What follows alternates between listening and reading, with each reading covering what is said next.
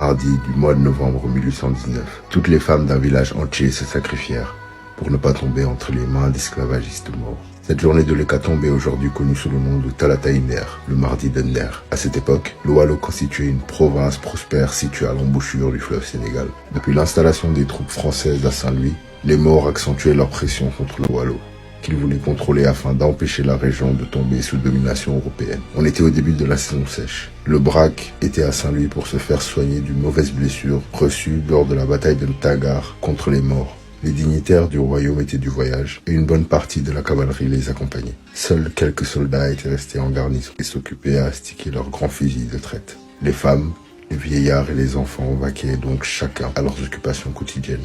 Mais un cri d'effroi troubla la tranquillité du lieu. Une femme terrorisée revenait du lac de guerre en affirmant qu'une armée de Maures s'apprête à traverser le fleuve et se dirige vers le village. Toutes les femmes étaient abattues.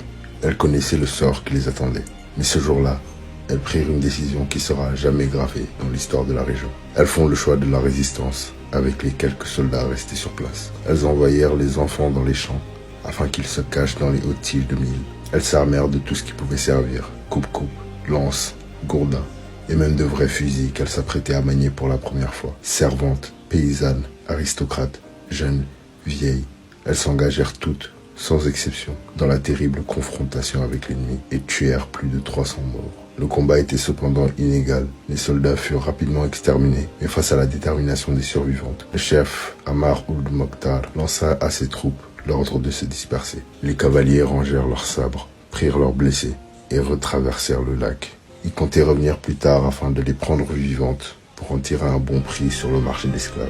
Le désespoir gagna le village. Elles savaient que les morts reviendraient à la charge. Les hommes avaient tous été tués et le messager qui s'était précipité à la recherche de secours arriverait sûrement trop tard. C'est alors que Mbarkadia, la confidente de la linguère Fatih Amar, prit la parole. Elle-même blessée, elle se mit à motiver ses compagnes. Elle les encouragea à se redresser, à renouer leur pagne et à se préparer à la mort. Après le discours poignant de Mbarkadia, les femmes du village étaient toutes résolues. Nous devons mourir en femmes libres et non vivre en esclaves. Elles décidèrent alors de s'entasser dans la case principale. La dernière à pénétrer dans la pièce était enceinte. Mbarkadia ferma la porte. Elle enflamma une torche et la lança contre l'une des façades. La case prit feu. Ne pouvant plus supporter la douleur, la future mère qui était entrée en dernier poussa la porte d'un coup de pied et se précipita à l'extérieur, où elle s'évanouit sur la terre battue. Mais les autres survivantes ne bougèrent pas d'un pouce. Les voix s'éteignirent peu à peu, et la charpente du toit s'affaissa sur les corps. Quand les hommes arrivèrent au village, il était trop tard. Toutes les femmes de Nder étaient mortes, sauf une.